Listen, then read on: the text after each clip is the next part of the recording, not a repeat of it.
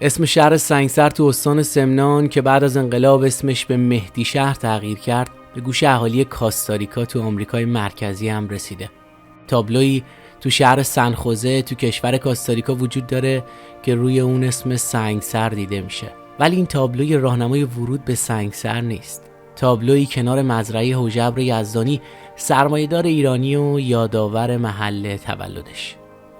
حجبر یزدانی کسی بود که از گله‌داری شروع کرد و تو مدت کوتاهی به یکی از امپراتورای اقتصاد ایران تو دهه 50 خورشیدی تبدیل شد.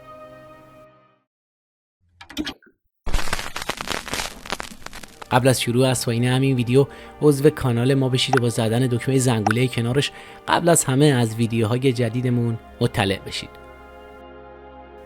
حجبر سال 1313 تو شهر سنگسر از توابع سمنان به دنیا آمد. پدرش رضاقلی گله‌دار ساده‌ای بود که زمان سلطنت رضاشاه مدتی تو ارتش خدمت میکرد و پیرو آیین بهایی بود. از دوران کودکی و نوجوانیش اطلاعات زیادی در دسترس نیست. همینقدر میدونیم که حجبر تحصیلات ابتداییش رو تو دبستان زند تهران گذروند و بعدم به دبیرستان فیروز بهرام که یکی از دبیرستان‌های قدیمی و زرتشتی تهران بود رفت. بعد از اون راه پدرش رو دنبال کرد و از همین راه بود که به ثروت رسید. حجبر فعالیت خودش رو با گله‌داری تو سنگسر شروع کرد و کم کم با خرید دام و زیاد کردن اونا به کشتارگاه تهران راه پیدا کرد. گفته شده که شهرداری تهران به خاطر بزرگ شدن شهر نمیتونست گوشت مورد نیاز شهر رو تأمین کنه و توی این میون حجبر یزدانی که به خاطر شغل پدرش و آشنایی که با دامداران بزرگ اطراف تهران داشت قبول کرد که گوشت مورد نیاز شهر رو تأمین کنه. عده‌ای میگن همین کار راه اون رو به سمت فعالیت‌های اقتصادی خیلی بزرگتر باز کرده. تصویری که از آقای یزدانی تو سالهای قبل از انقلاب ارائه شده متناقض، پر ابهام و رازآلوده، ولی تردیدی تو موفقیت اقتصادیش وجود نداره. ظاهراً حجبر تا آخرای دهه 40 خورشیدی زندگی معمول و متعارفی داشته، ولی تو دهه 50 خورشیدی زندگیش کلاً زیر و رو شده. هرچند که عمده فعالیت و موفقیت اقتصادیش تو زمینه دامداری و کشاورزی بود، ولی بعدها پاش به عرصه بانکداری هم باز شد. اوایل قسمتی از سهام بانک صادرات و خرید و بعد از اون سهامدار اصلی بانک ایرانیان شد. فعالیت‌های اقتصادیش علاوه بر شهر محل تولدش سنگسر و منطقه‌های اطراف به سطح کشور توسعه پیدا کرد. مجتمع‌های کشاورزی تو مناطقی در گرگان و گنبد و اصفهان و سیستان و بلوچستان، شیروان و قوچان داشت و تو کار تولید قند، تولید پنبه و تولید کفش هم فعال بود. چهره‌ای که بعد از انقلاب از حجبر یزدانی ارائه شده تصویر فردیه که روابط نزدیکی با دربار داشته. خودش بهایی بوده و از حمایت بهاییان برخوردار بوده و از طریق روابطی که داشته وامای کلونی از بانک‌ها می‌گرفته و همین روابط مسیر اونو برای به دست آوردن ثروتی انگفت باز کرده. همین نگاه باعث شد که بعد از انقلاب تمام ثروت یزدانی تو ایران مصادره بشه و قسمت زیادیش در اختیار بنیاد مستضعفان قرار بگیره. شرکت‌های کشت و صنعت شاهین، کفش اطمینان، کفش ایران، قند اصفهان، شرکت کشاورزی و دامپروری کیخسرو، شرکت قند قزوین، گوشت آریازمین، کارخانه قند شاهزند، قند قوچان و شیروان و بجنورد و شرکت ریسندگی و بافندگی پاکریس از جمله واحدهای تولیدی و تجاری آقای یزدانی بوده. بیشتر از 21 کارخونه داشته که بزرگترینش مجموعه قند شیروان بوده و یه مجتمع کشت و صنعت هم تو سمنان در حال ساخت داشته که بعد از انقلاب ساختش متوقف میشه.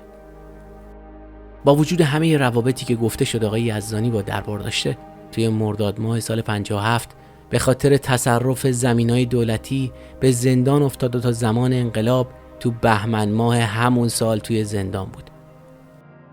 ولی با وقوع انقلاب از زندان فرار کرد و به همراه سرتیپ محرری رئیس زندان قصر به خارج از کشور رفت. اون اول به آمریکا و از اونجا به کاستاریکا رفت و تو کاستاریکا با کمک تعدادی از ایرانی‌ها یه مجتمع بزرگ رو انداخت. اموالش بعد از انقلاب به قدری زیاد بود که بعد از صدور حکم مصادره اموال سلسله پهلوی، آیت الله خمینی علی ترخانی، اسدالله عسکرولادی و حبیب الله شفیق رو مأمور کرد تا اموال حجبر رو در اختیار بگیرن و از اونا محافظت کنن. قسمت زیادی از اموال آقای یزدانی به بنیاد مستضعفان رسید و در طول این سالا خیلی از اموالش بارها دست به دست شدن.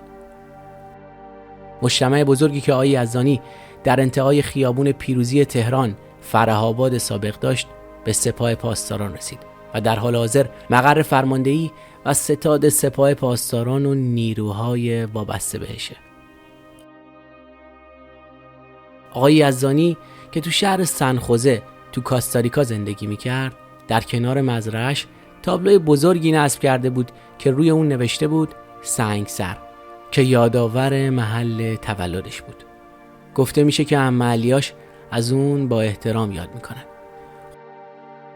حجبر 2 بار ازدواج کرد. ازدواج اولش تو سال 31 با خانومی بهایی به اسم بهمنه درخشانی بود.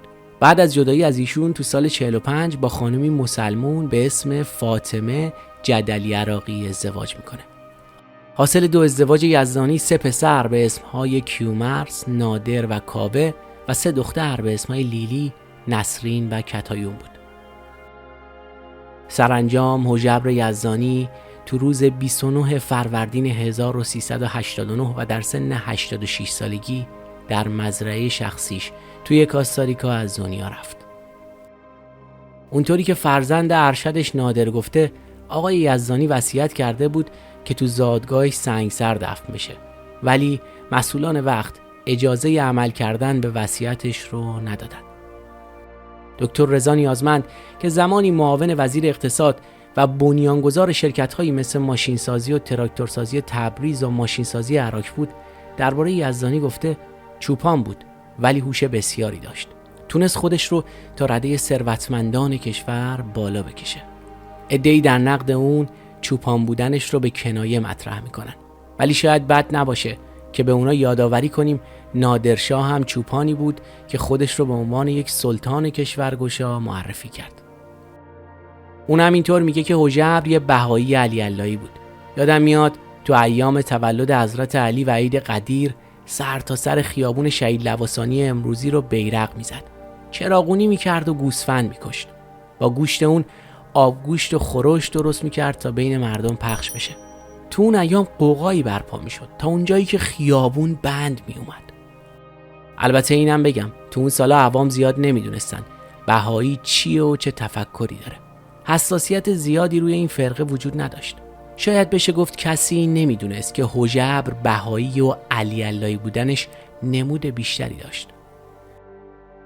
در نهایت باید بگیم با وجود اینکه از حجبر یزدانی چهره‌های متفاوتی روایت شده و افراد زیادی اون رو به واسطه روابطی که داشته موفق میدونستن، ولی به هیچ وجه نمیشه موفقیت اقتصادیش رو در ایران و در دهه 50 نادیده گرفت.